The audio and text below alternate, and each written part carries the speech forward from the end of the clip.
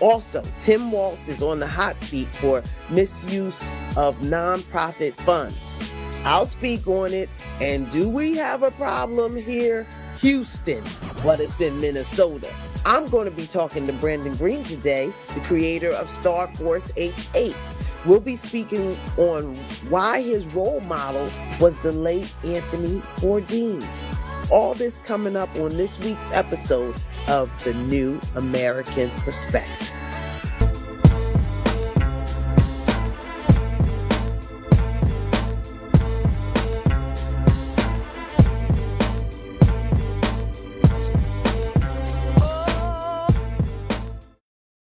And welcome to The New American Perspective, ladies and gentlemen. I am your host, Jineea Butler, and I am so glad you are joining me today. I have missed you for the past couple of days. Did you tune in on Sunday when we debuted our On the Group? I think it went very well, but I need to hear from you. How did we do? We were on the group here on Millennium News 24, and now we're talking about the New American Perspective.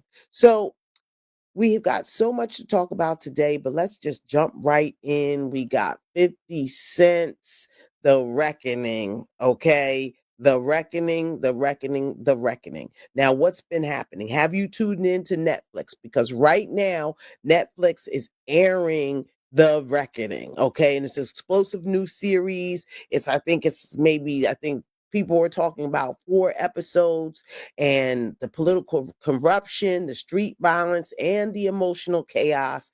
Today, we're breaking it all down with clarity and courage. And later on in the show, we'll be joined by a powerful guest, Brandon Green, founder of Star Force HH, a man whose personal journey speaks to identity, resilience, and the new American mindsets. Let's get into it. Okay.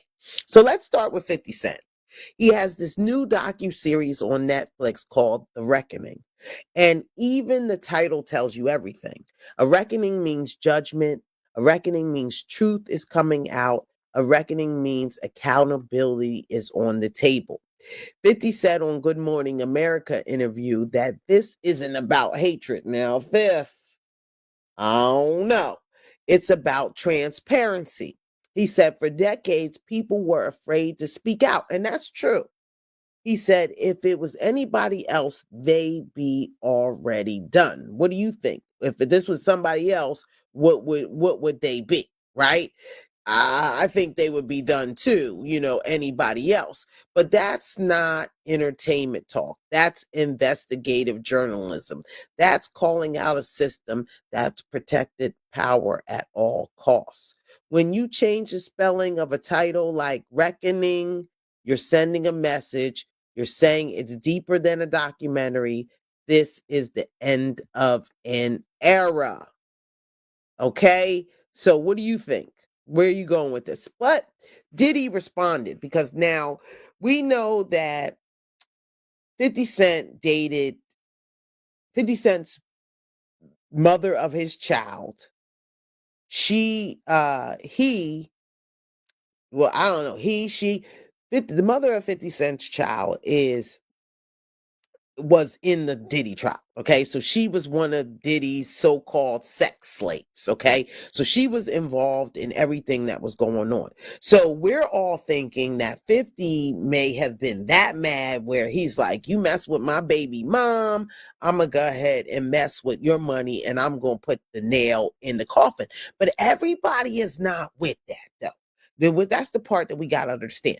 There's people like Dame Dash popping out and saying, a man like 50, you always got to watch somebody like him that would try to kick a man while he's down. You got Ja Rule, his arch nemesis for life, right? He's out there, he's saying, listen, I told you he was a snitch. So it's not going as well, I'm assuming, as 50 would have thought, because this is kind of late in the game. He's already in jail. He's already got his time going, and it's kind of like, let this go. That's how we all feel. Let the man do his time and come home. He's been through enough. But not 50 Cent.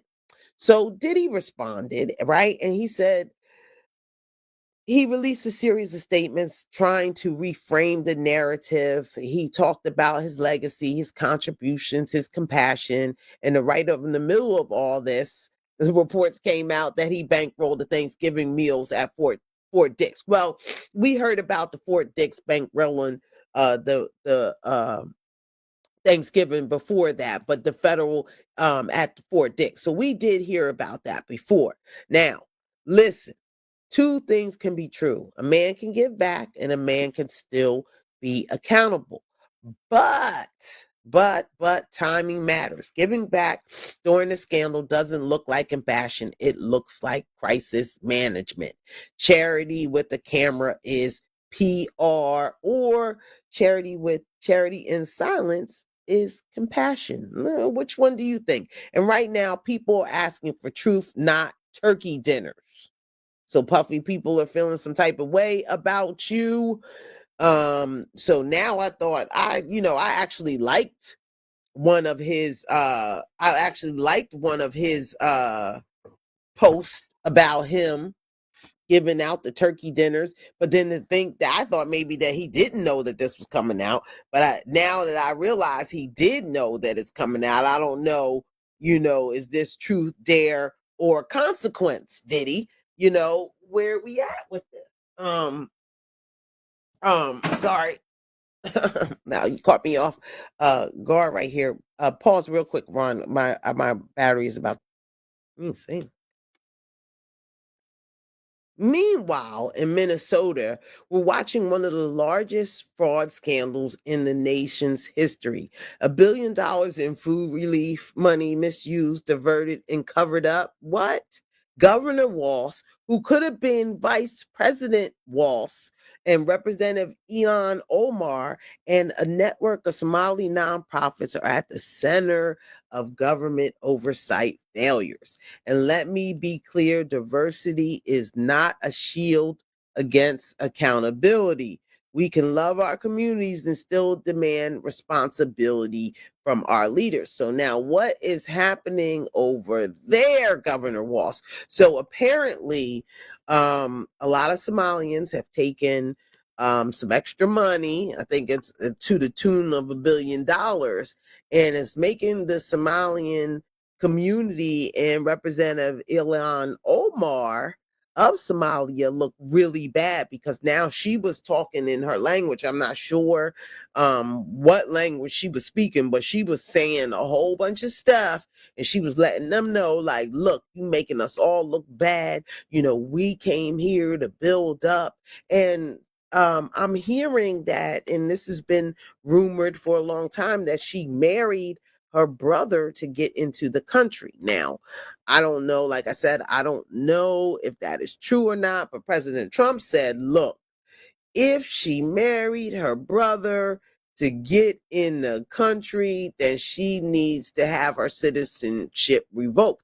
But the crazy part is that we have people like this in America as is, right? That's the crazy part about it, is that, not even that people in America, but people in Congress that have sketchy ways of their citizenship. Like, that's crazy. But anyhow, on the streets, a birthday party turned into a massacre. 4 people killed when a gang sprayed a home with bullets. Families destroyed, communities traumatized. We're normalizing funerals, people. We've normalized trauma. And we talked about this on the group on Sunday, how this is what creates the killer. When young kids like this see somebody come to their birthday party and shoot up their birthday party. I hope they didn't shoot the birthday kid, right? Think about the birthday kid, and they come to shoot the birthday kid, and all the friends are at the party, and then they come shoot the little babies up, and my friends got killed at my 4th birthday party, or whatever, however old it is. They're gonna, be sick in the head for years on end. Okay. And until we address hopelessness, economics, and opportunity, this cycle will keep repeating itself. And until we address this pain that these young kids are going through and everything, we're going to have a problem. Okay. Next up, and we have this tragedy. A woman boarded a plane, flew across the country, and murdered another woman over a man. What? Where they do that at? She was sentenced to life in prison today, and this is not passion. This is pathology. This is identity starvation. People with no sense of self, living through obsession, not purpose. And our culture has to stop glamorizing emotional chaos. So when I see Krishan Rock and when I see Blueface, playing games and cheating on each other every day, and everybody kind of, just being with each other and having no accountability for their relationships and no accountability for, how, people are spending their time or how people are treating their significant other, and forgetting that love is a deadly thing. And here we see this in the flesh. When I see that, I really start to think about it. And I think that what we all need to think about is when you're cheating on someone, you need to think about that other person and how crazy that other person can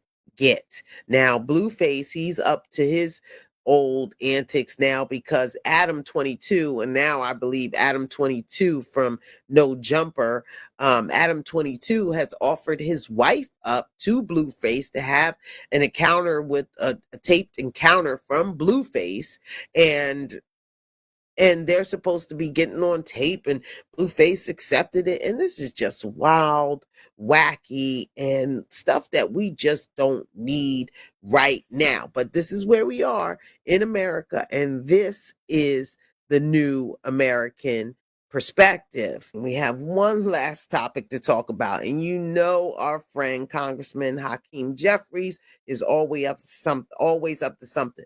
Now, we know that he's was in the Epstein files from his uh, fundraising team reaching out to Epstein for money. And then we have another congresswoman who actually accepted money from them, both Democrats, and they're saying, oh, that didn't mean anything, that we was trying to get money from Epstein when everything was Epstein, Epstein, Epstein. So now they've got something called impeach Trump again. So they want to go after Trump again. In the time since the second inauguration, Trump has carried out an assault on the rule of law, on the checks and balances of power between our co-equal branches of government and the United States Constitution. Donald Trump is disqualified from the presidency. They disqualifying presidents out here.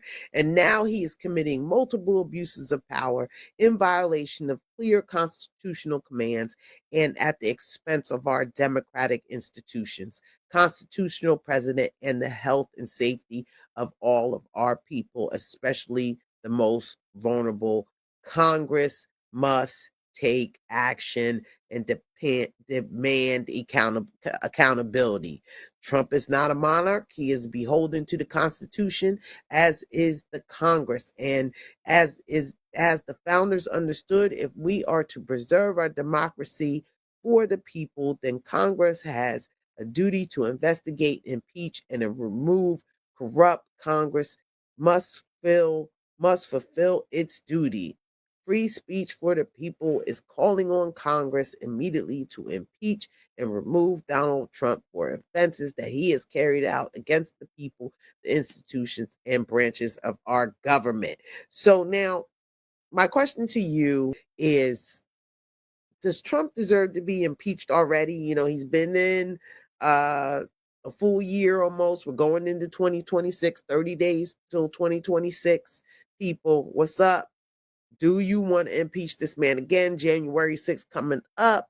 So let's have a poll on it. So put it in the comments on what you think and what you feel about what's going on.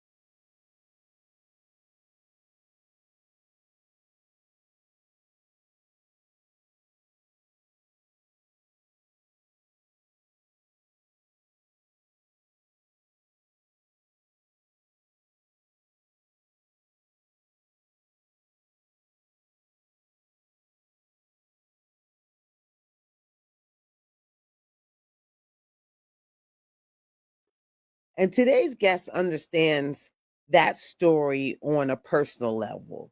Brendan Green is the founder of Star Force Hip Hop. His journey started in adversity, but he transformed his pain into purpose and built a movement rooted in history, truth, and resilience.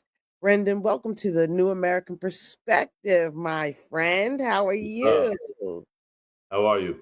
I'm so wonderful. Nice. Brendan, for the people meeting you for the first time, who are you and what is Star Force? And I'm assuming that the Star Force is hip hop, Mm. but it's the HH hip hop. So tell us Ye about that. Get yeah, into so well, first of all, I am the king of everything in the whole world, crowns united. yes, yes, yes. Um, no, but I do come from adversity. My mother was she's recovered now, but she was a drug addict, kinda like Jenny and Forrest Gump, and my dad was like an outlaw biker type, always running around to the next scene, and then when he finally straightened out and won custody, gave me an opportunity from living upstate New York, down into the city in Long Island, and that chance gave me the platform to persevere everywhere else. As far as Star Force, it started off as Star Force Hip Hop.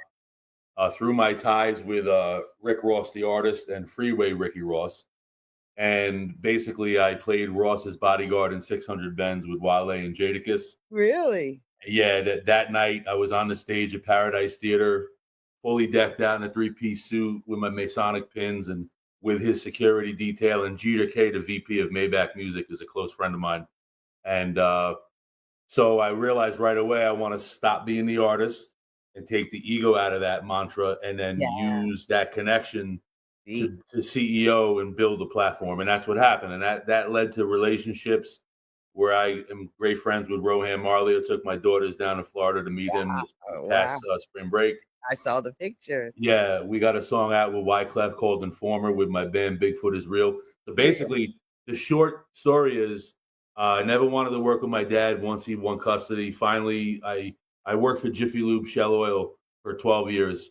And what happened was there was a sale where Shell acquired all of the Pennzoil shares.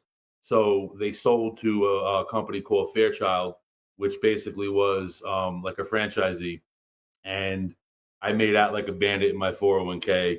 It was like a 5-to-1 stock split, and I Yes. literally took out my whole thing and left. Went on a whole country tour. My dad's like, "You're gonna blow it all," and he was right.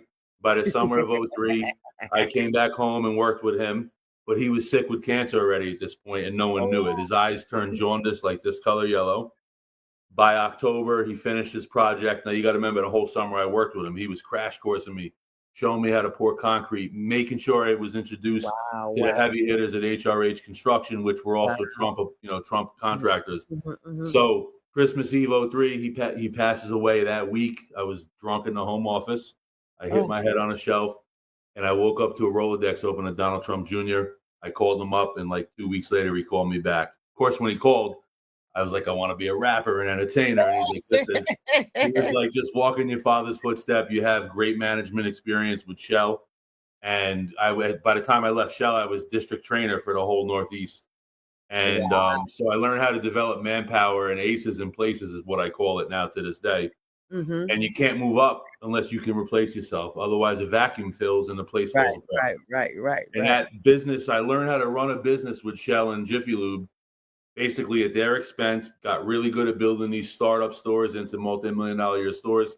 And I took that path with me all the way through construction. So of course, within a couple months, I was working for HRH, which was a GC working for Trump World International. Mhm. And my first project was on the building A on 72nd and West End. Then I got moved upstate to White Plains, which is where my dad's last project was, and the rest is history. And so from that year, '03, '04, I was already a union carpenter too, but I kind Mhm. of I worked in it a little bit, but I bypassed all that, got right into management, and then never looked back. And then all those dreams of music and grandiosity a little bit, Mhm, mhm, came to mhm. fruition Little because my bit. biggest gift is networking, and I can read a room pretty fiercely. I know Mhm. sometimes who not to waste my time doing business with because of childhood abuse and certain things in my life. Wow. And you know, it's great to be able to have walked that path Mm-hmm. And now I look at, so it was Star Force Hip Hop. The next day I started the website. But then what happened was, like by like 2015-ish, the Google ADX platform, which was the major payout Mm-hmm. for ad revenue, Mm-hmm. basically started to look at hip hop websites as like leech traffic. So if I sold you the big screen, be it me or WorldStar, and Mm-hmm. just so people understand, we were the antithesis of WorldStar. We didn't do the drama or the banging. It was just independent music, which of Really? course led me to high quality independent relationships. Like Gilly the Right. Kid is a great friend of mine because Mm-hmm. of these relationships.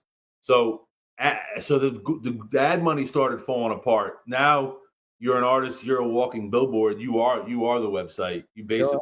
You barely need a website, everything can be an app, and you're branding yourself, you know.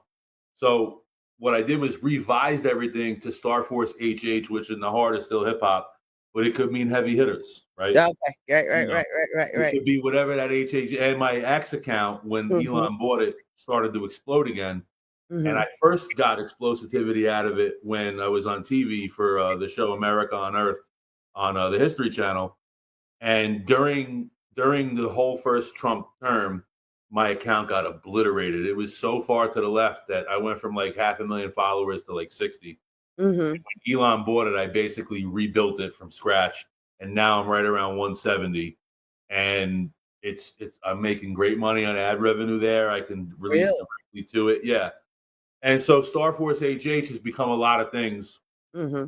Now it's a multicultural, multimedia site. For instance, I'm going to do stories on Bourdain. I'm going to do my own TV shows. For instance, Rohan will be on an episode in a quick story. The first Nice. time I met him face to face, I'm at his apartment in downtown Manhattan, and we had just Mm-hmm. met. And he sent me a box of coffee from Marley Coffee, and my address is Babylon, New York. So I'm Mm-hmm. worried that the Rasta is going to hate Babylon because of Babylon Guam Fall, that type of thing, right? Mm-hmm. Oh, listen And we to were laughing about it, you know. So, but here I am in this Italian restaurant with him and this guy Ben Barocas. me. Now, Mm-hmm. Ben, I just met that night, was the guy that sold Ad Choice. You ever look at an ad banner on the old websites? There was a little blue check, Ad Choice. He sold Mm-hmm. that to Google for $500 million. So here I am with a Canon 5D, like a $5,000 camera at the time. Mm-hmm. I got $3 in my pocket, and I'm You sitting with know two guys that I can't even afford to tip for this cheese tray they just it. ordered. Right. Right. Right. So that type of story is mine and his, nobody else's. Mm-hmm. So owning that content, and this goes to the musicians, always own your masters, because that stuff it's indelible. You know, it is the only thing that can stay stabilized long term in anything media control. So that's basically the brunt of it in a nutshell. Nice, nice.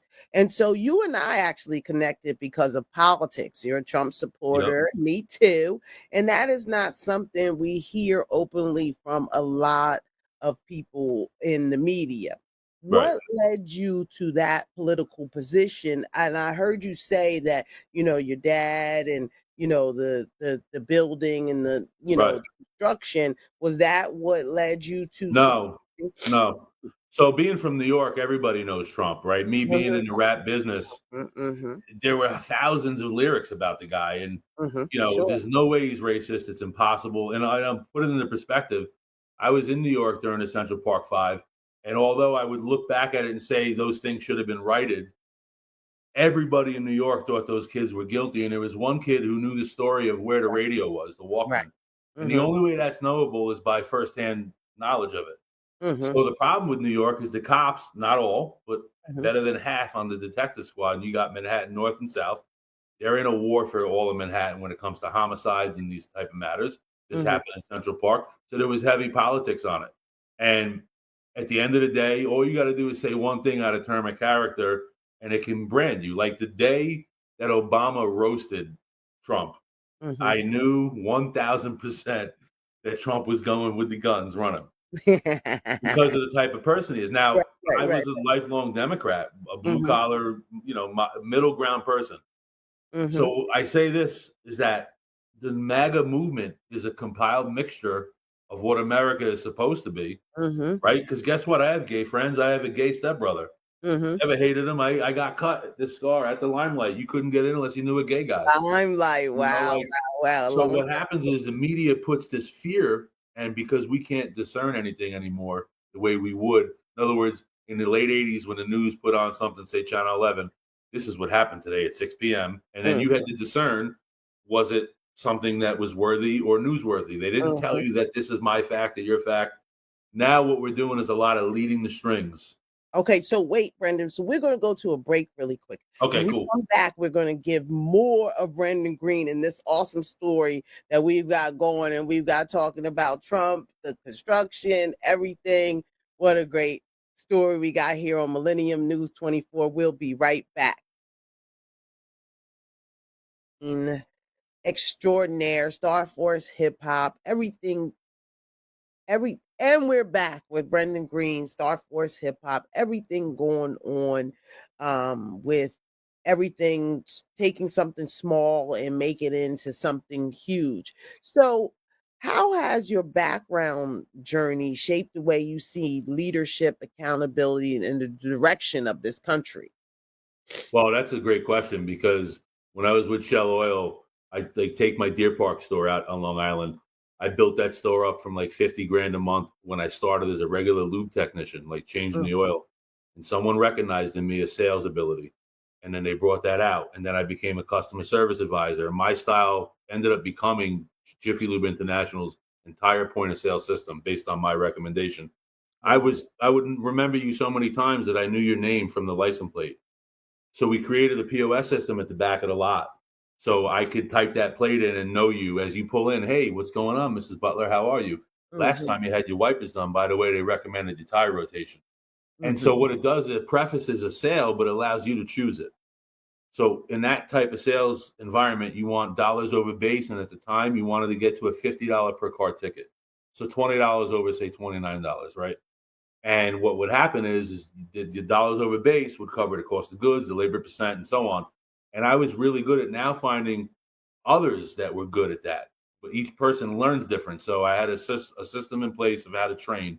And the training is key, especially in corporate environment. You got to follow policy because if you're not, it's just a complete charade. When people see that you follow the policy, they know you're a leader. You're not afraid to get down on your knees and do the job also. Take the excuses away, right? I love it. That led me into where I am now, even today, as a general superintendent, running my own business. And by the way, female project managers are paramountly different than the boys the same age. I don't know what it is, but if I showed you a set of plans and pointed out what I need looked at, you would just absorb to it immediately. And whether you were in college for it or not. The guys, it's like they don't understand the time concept sometimes. And for me, how I overcame that, because I was young when my dad died, 27, 28, I thought I knew the world.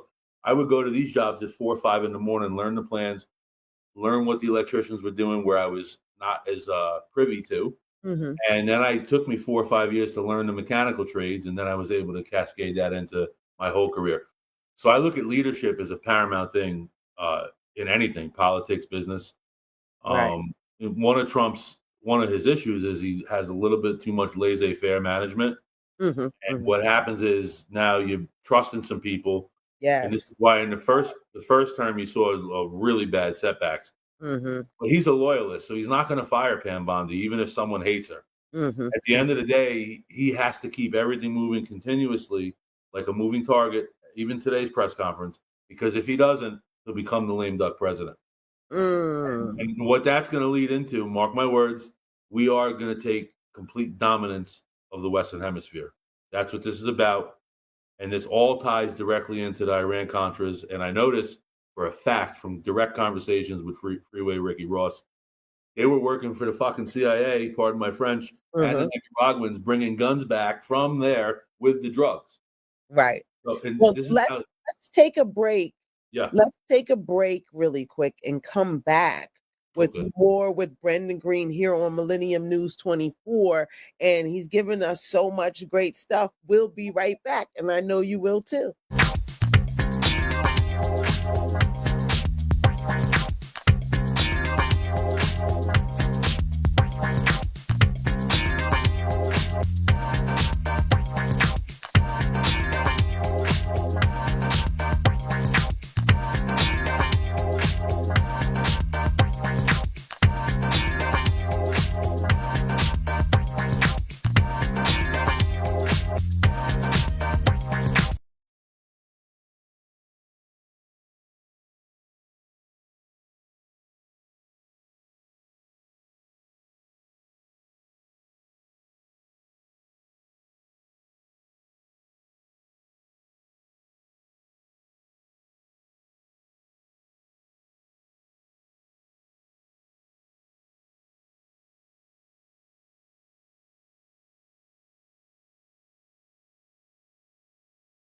And we are back with our great friend Brandon Green for Star Force HH. And that could be hip hustle. What else could it be?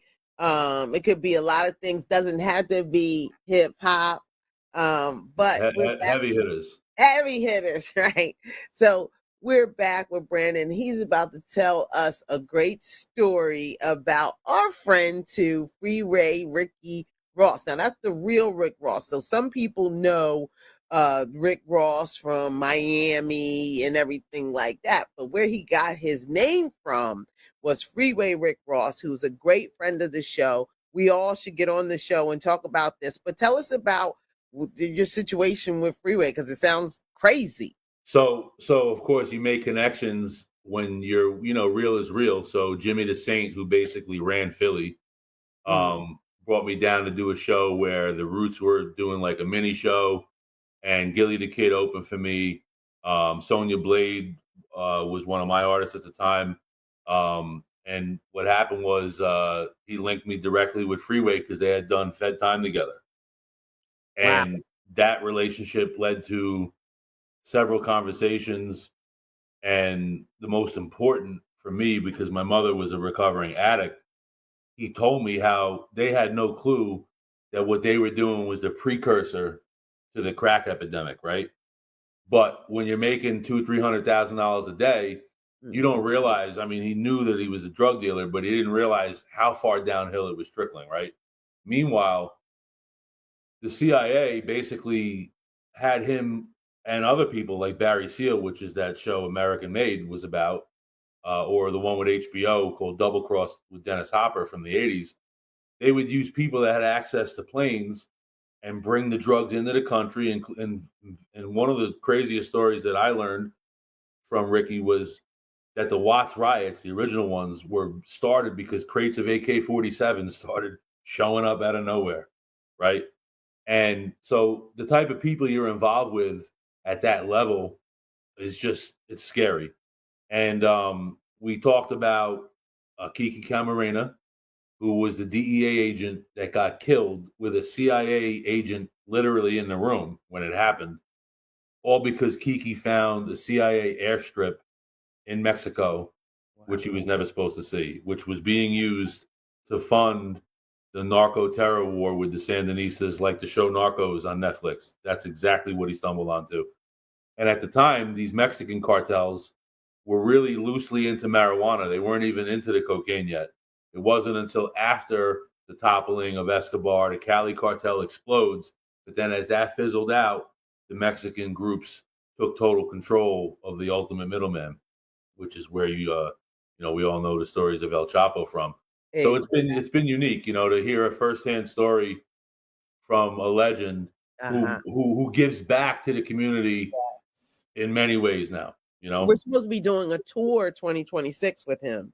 Me Nice. and my cousin, we're supposed to be doing a tour to help out. I actually was working with him. He came to Reverend Jesse Jackson Sr., I want to say around about 20, it had to be 2015, a little before that. So I want to say 2013. We probably worked together from 2013 to 2016 when he was trying to get his name back. Yeah. He was in From a big lawsuit over that. Yeah, exactly. Yeah. And so he came to Reverend Jackson, and we worked together. So when he launched Freeway Cracking the System, we worked together, and that got an Emmy nod, for all our work. We did some screenings, and of course he, selling his book everywhere, and Yeah. talking about Yeah. how he was illiterate, in jail, and got to jail and started reading and got himself out of jail. Yep. So let me ask you this question. Do you feel like we're entering a cultural reset, right? A moment where people are demanding truth instead of celebrity narratives and political illusions? Yes, but the problem is we're going to be misdiscerning what the truth may be, because what's being fed to us in all the algorithms, whatever site or platform you're on, is meant just like a therapist to tell you that your version is right and to keep funding me. Right? You've probably heard narcissist 1,000 times. Of You probably, course. if you had $100 for every time you heard narcissist now, in the Right. last 3 years. Yeah. When I went through my divorce, every single therapist, they said it the same thing. And I'm like, listen, bro, like you can be a manipulating piece of crap and still not even be remotely close to a narcissist because it's a personality trait. Right. And we all are going to put our best look or foot forward, Right. right? We Sure. all have narcissistic tendencies. I know I do for a fact. 100% I own it because at the end of the day, who isn't slightly vain, right? Who doesn't want a better look? The other thing, though, is the flip side is knowing how to take constructive criticism and Sure. funnel it properly. Sure. Not most people, and that's why there's so many watered down influencers because no one wants to work no more, Right. right? What's happened culturally across the board is remote jobs. City, look at Manhattan. Half these buildings that used to be full of offices are empty. Sure. There's no Sure. commercial real estate money coming in. Mm-hmm. China's buying these buildings up, pulling the Sure. equity out of it. Yep. And now your only saving face is to turn them into residential, which is a whole nother building code you got to go to. They weren't built for that. So if someone buys one of these buildings, you could really lose your everything if you don't do it right. So I think we are 100% when, in my opinion, and we could say both sides to a degree, but if you look at the far left, they've been infiltrated by communism and extreme a jihadist mentality. Mm-hmm. My opinion, you can't tell me different. I see it at Columbia every day. When someone gets beat up or jumped, no one's helping. Everybody's filming, and God forbid you try to help, you're going to get jumped too. Yeah, you might get killed. Yeah, and just imagine what it's like over there in the Middle East, where women have zero rights. A gay person gets thrown off a building, bona fide fact. And what's sad, and on the right, we're infiltrated by also the extremities of the Nick Fuenteses of the world who are trying to subtly come in. Remember, Trump had to denounce people like this in the first because it was borderline on a racist tip. If you don't know who your funder is, you took $500,000 from some KKK foundation, that would destroy Trump, right? So the discernment issue is not prevalent the way it should be because we all want to be correct and right first. Like I want to break the story first. Right. For instance, and all the big people on X follow me: Laura Loomer, even John Cena. Laura Loomer, like 2 years ago, posted. You remember when the guy crashed into the toll booth in Canada, and she put out it was a terrorist attack. I went and shared that shit. It got 800,000 views, and I retracted it when I realized I was wrong, but she never did, and that's the problem. It's okay to say, you know, I got this wrong. Own it. And now, unfortunately, for people like Candace and even Tucker on the teeter-totter edge, you're on an extremity. You keep saying you have proof, but no one's seen it. And God forbid you didn't back Erica Kirk up immediately if you cared that much about Charlie. So people are opportunists also out there. Sure. Crazy. In the military world, my brother served. He's big with DOD at Arlington. God bless our troops. But what everybody's doing is using anonymous this. Someone said that. Even today, the New York Times wrote a story about the Washington Post saying that you told the story and stretched the facts, that it's confirmed by 5 Department of Defense people. They're confirmed by New York Times, but they're not going to say who it is. And that Pete Hegseth, this was the direct order, blow the boats up, right? And so they're trying to loop it in because they think negative press hurts Trump, and it doesn't. The guy sits there at the helm every day and just takes questions and fires away. Regardless of anyone thinks you see how he's listening? Okay, you want the truth. I'm going to give it to you. Exactly. So let's talk about the future. If a young person is watching you right now, feels lost, angry, or unseen, what would you say to them? I would say, well, I have 2 daughters, so I have a different take. 16 and 13, going on 28 and 35. Yeah, right. Both of them were quite very liberal, which surprised me, especially my 13-year-old, because that means someone's putting that in their head in school, and that shouldn't be. Right. Sure. But it's also what they're being indoctrinated by fed on algorithms to them. You know, what I would tell kids is, look, true diversity doesn't mean you get something for free and then you fail at it. What it means is you get the same platform. And your skill set, whatever that might be, you have to find and sharpen it. And the reason that's not happening is because teachers are not training and showing the kids based on what aptitude they're at. That's They're right. trying to blanketly teach your kid like she's the all-star mathematician and Mm-hmm. mine like the history buff. And the Mm-hmm. two might learn different. Your kid in sports might run the 40 2 seconds faster than mine. What Mm-hmm. you have to do is show these kids that there's opportunity all around us and that sometimes the loss, like if you don't make the volleyball team or you didn't win the football game, that loss is okay, that it's going to straighten us out. Remember, the bully always got met with a fistful of knockdowns in the end, and then usually the bully and the person that was targeted end up becoming friends. Sure. That's not happening anymore because teachers, they're teaching kids on Chromebooks. All the lessons are there. If How do Mm-hmm. I know as a parent what's there every day? Oh my And God, I and cannot like my one imagine. daughter is behind, and I called the teacher up last week. I said, "Listen, why don't you have her do what she's missed in this classroom and then come back to finish your lesson for the extra help?" She's like, "Don't tell me how to teach." I'm like, "But doesn't that make sense to you? Because now the kid's going to fall behind, and Right. getting left back is ridiculous. Teach them the way that they're meant to learn, Mhm. and so I would tell young kids, stay out of politics until you're 2, 3 years out of high school. That's first of all. The reason I That's say that is because a lot of things can form, especially in young men, yes. where it's a proven fact that, and that's why a lot of the school shooters are this age group in men, is Mhm. psychologically they're not developed to where they're supposed to be yet. This is why females the same age, senior year of high school, are way more mature than the counterpart, right? Um, Mhm. so stay out of politics and don't virtue signal. Your feelings are not going to change anything when it comes to politics or the world, especially when it comes to climate change, especially when it comes to Mhm. warfare, especially when it comes to the Middle East.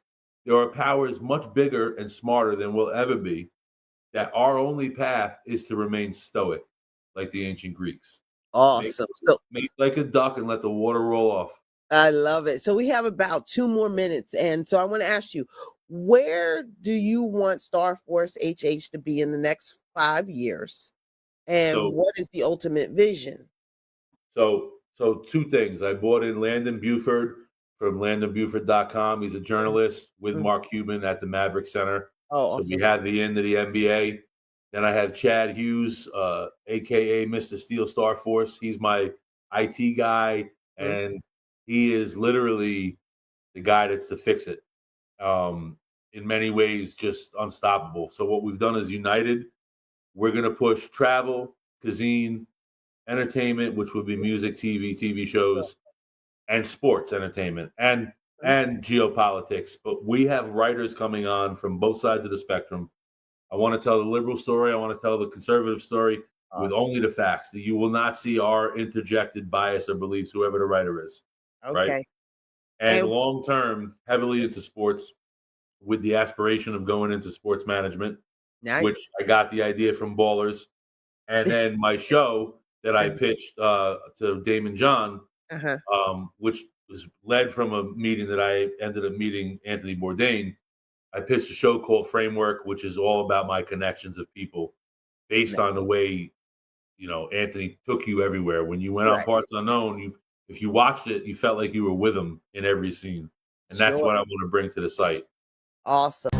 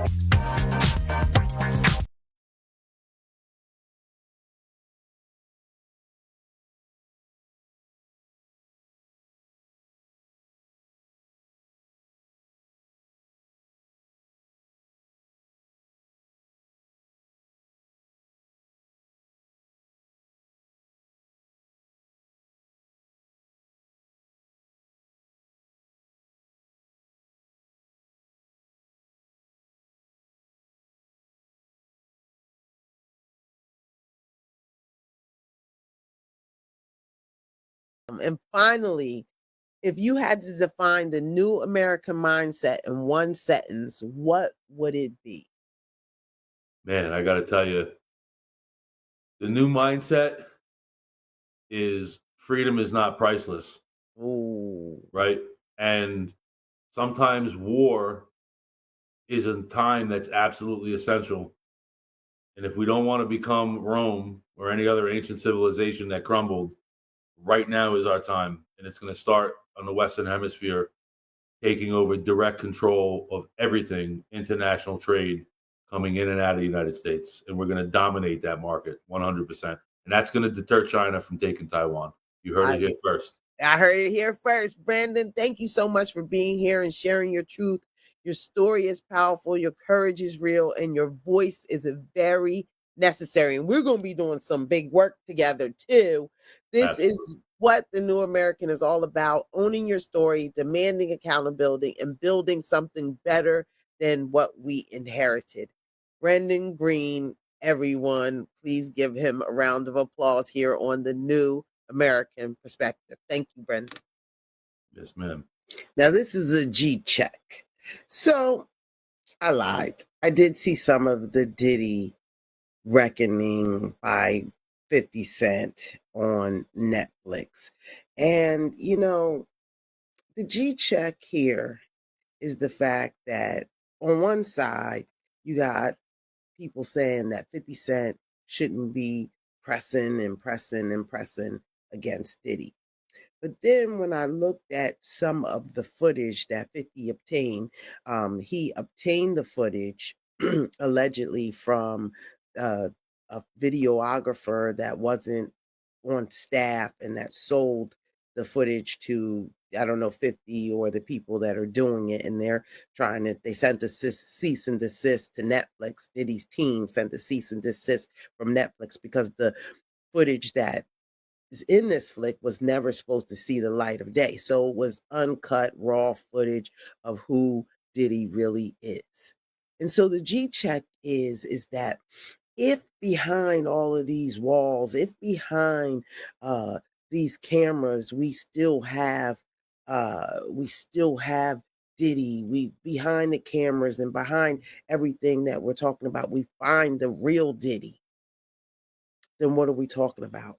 You know, this whole thing brought up old feelings with me because I come from the era of Diddy. You know, I come from, you know, the take that, take that, take that. I remember meeting Biggie Smalls on Nostrand Avenue in Brooklyn when he was doing the infamous Source interview.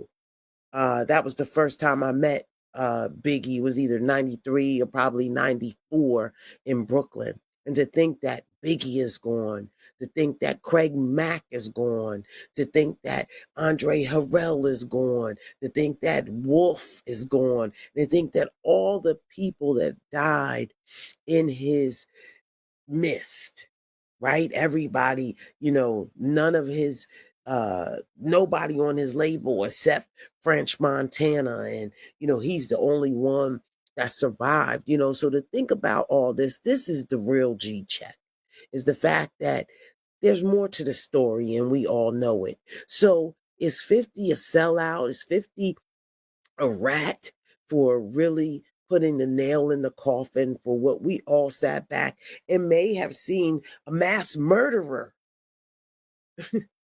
out here? We may have witnessed it, and we all have been complicit to what's going on. We knew what happened with the Biggie trial, the Biggie death. We knew what happened with Tupac getting shot just the other day. I think it was November 30th at the Quad Studios, and getting off the elevator only to see Puffy and Biggie looking at him, and then both of them dead, and the only one that's alive is Diddy.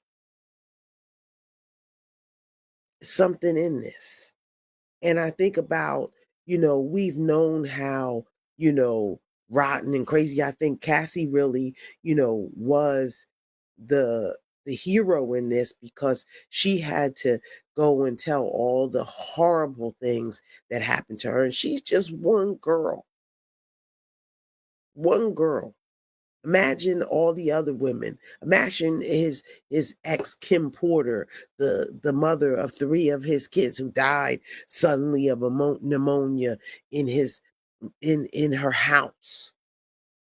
And then now that I see everybody that's this video, you got Al B. Shore, you got his bodyguard Roger Bonds, you've got one of the jurors, you've got a whole bunch of people, you got Capricorn Clark, you got all these people that have been around Diddy. And if you have been around and have experienced the wrath of Diddy, you feel some type of way too. So I'm going to say this. I'm going to say this is a G check because Puffy needed to be checked. He needed to be stopped. And no, I do not think President Trump should pardon him. I think that, he fairly in a court of law got his sentence, and we should honor his sentence. I don't think that, unless there's something else that we should bring up anything else, unless they have evidence of something else. But I feel bad for Diddy on the other side, the G check. I feel bad for Diddy because I know that he's beat down to the very last compound. We're looking at somebody that had a drug problem.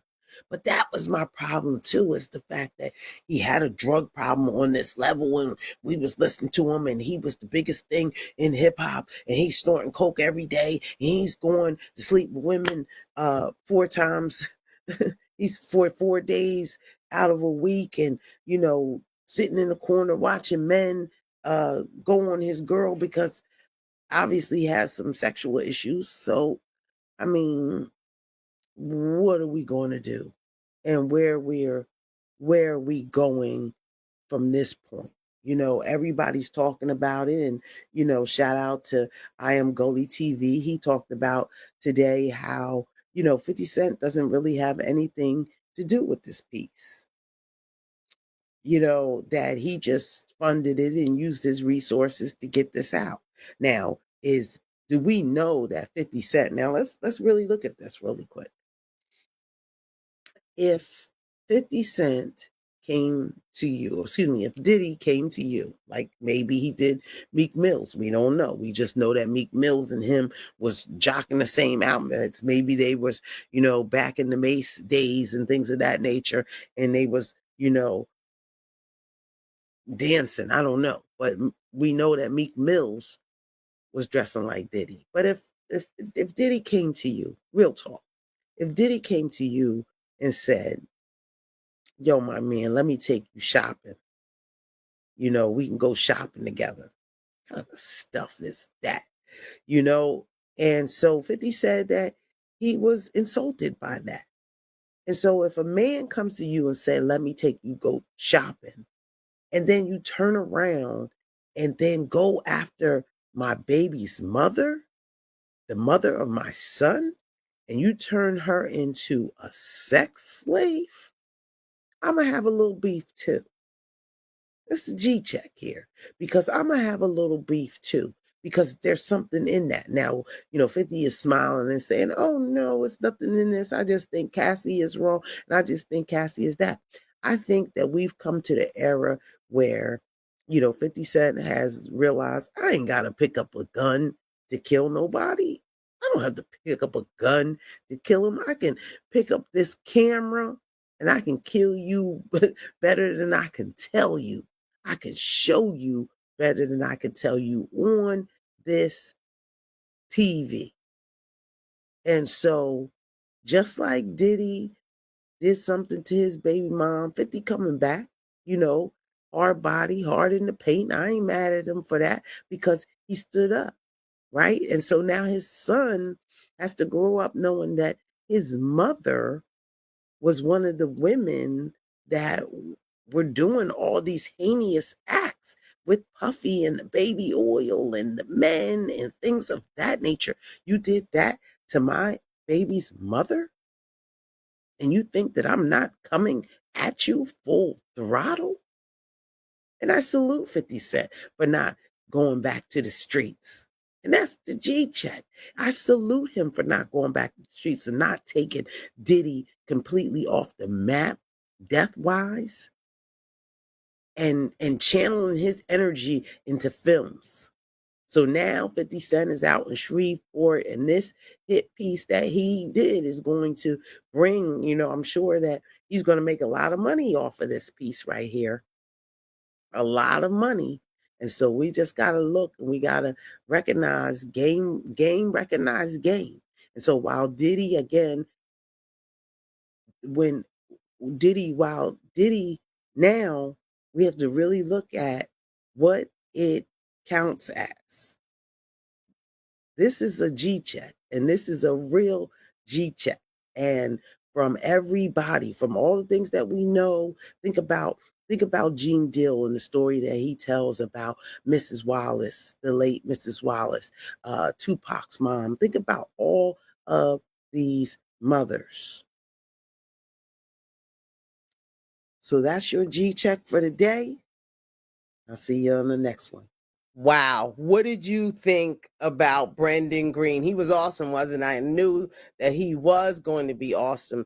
Today's show reminds us of three things: identity is leadership, accountability is culture, and you cannot build a new America with old excuses. And did you love how Brendan talked about and threw in all of the top level people? He talked about Donald Trump Jr., Freeway Rick Ross. Look at his range that he's going to. He talked about how his dad is in the construction. He talked about a real new American experience with traditional values. So we have to reset the narrative, uplift the truth, and give our community something real to stand on. And it stands together with people like Brendan Green.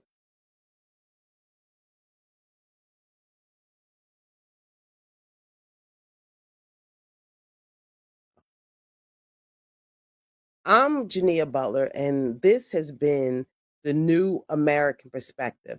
Thank you for watching, and thank you for thinking, and thank you for stepping into the New American mindset. We will see you next time on the New American Perspective.